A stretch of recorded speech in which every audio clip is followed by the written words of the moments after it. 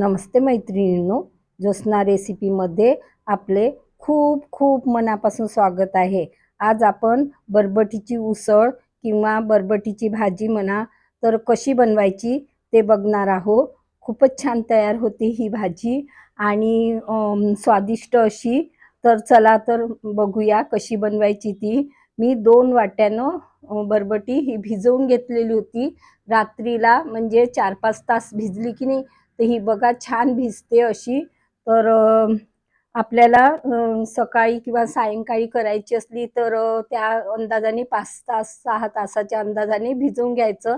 मला सकाळी बनवायची होती तर मी ही भिजवून घेतली रात्रीला आणि मग त्यानंतर याला पाणी काढून घेतलं त्यातलं, 2 पाण्याने स्वच्छ 2 वेळा धुवून घेतलेली होती आणि मग आता कुकरमध्ये ती घालून घ्यायची, टाकून घ्यायची कुकरमध्ये व्यवस्थित आणि त्यावरनं आपली बरबटी भिजेपर्यंत म्हणजे पाणी टाकायचं बरबटीच्या वरपर्यंत आणि हेच पाणी आपल्याला भाजीमध्येही वापरायचं आहे, कारण की आपण बरबटी धुतलेली होती तर त्यामुळे आपण वापरू शकतो। आणि थोडं मीठ टाकायचं, थोडं तेल पण टाकू शकता तुम्ही।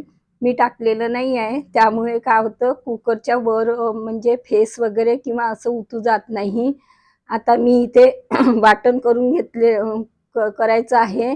टमाटर घेतलेला आहे, कांदा, कोथिंबीर आणि 2-3 मिरच्या घेतलेल्या आहे। टमाटर टाकून घ्यायचं, तुम्ही आलं लसूण पण घेऊ शकता, मी इथे घेतलेलं नाही आहे। तर आलं लसणाने अजून छान टेस्ट लागते चांगली आणि रुचकर बनतं। माझ्या मुलाला थोडं मोकळी खायची होती त्यामुळे मी टाकलेलं नाही आहे, त्याला आवडत नाही आलं लसूण नको असते। बघा मी वाटून घेतलेलं आहे अशा पद्धतीने। आता बघा कुकरही आपला 3 शिट्या होऊ दिल्या मी आणि बघा छान आपली बरबटी पण शिजलेली आहे। मला अशी छान शिजलेलीच आवडते, म्हणजे कसं खायला खूप चविष्ट लागते ती। तर या पद्धतीने मी बनवत असते। मी गॅसवर कढई ठेवलेली आहे, त्यातनं 2 चमचे तेल गरम करून घेतलेलं आहे। आता मी जिरं टाकलं आहे, मोहरी छान तडतडू द्यायची जिरं मोहरी।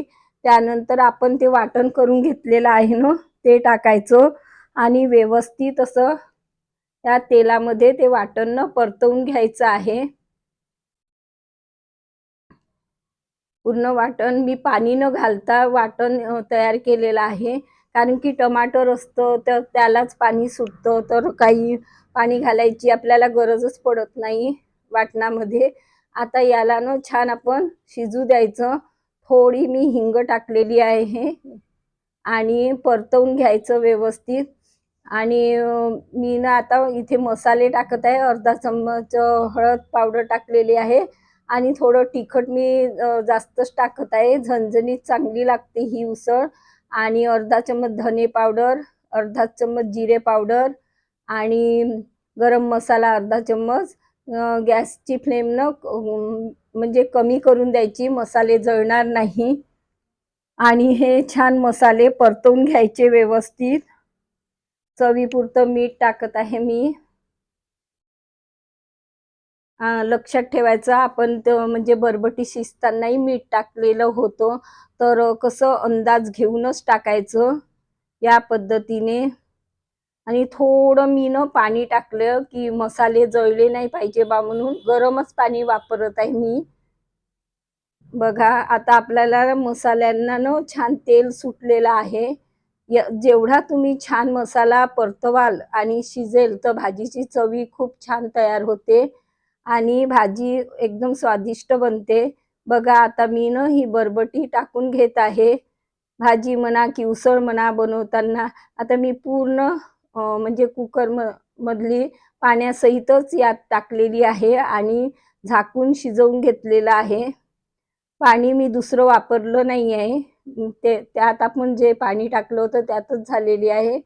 बघा मी थोडी ग्रेव्ही पण केली की चिवड्यावरही टाकून आपण अशा पद्धतीने खाऊ शकतो। आता मला इथे तडका द्यायचा आहे। तडका पॅन घेतलेला आहे, त्यातनं मी बटर घेतलेलं आहे। बटर जळलं नाही पाहिजे म्हणून मी थोडं तेल टाकलं आणि मग जिरे टाकले थोडं, आणि अर्धा चम्मच मी तिखट टाकलेला आहे, आणि कस्तुरी मेथी मी भाजून घेतलेली होती ही त्या तडक्यात टाकाल ना खूप छान म्हणजे अजून चवी वाढते आपली भाजी, उसळ म्हणा की भाजीची, या पद्धतीने. आणि थोडं आता पॅनला तडका पॅनला चिटकलं असते तर ते काढून घ्यायचं थोडं म्हणजे भाजी मी वाया घालू दिलं नाही, आणि व्यवस्थित तडका पॅनमधून टाकून घेतलं.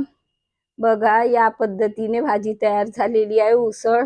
बघा किती छान स्वादिष्ट, एकदा तरी नक्की करून बघा. आणि तुम्हाला आवडली असेल तर नक्की ट्राय करा. पुन्हा भेटू नवीन व्हिडिओ सोबत. तोपर्यंत मस्त राहा, खुश राहा, आनंदी राहा, हेल्दी राहा, आणि नवीन नवीन पदार्थ बनवून खात राहा. धन्यवाद.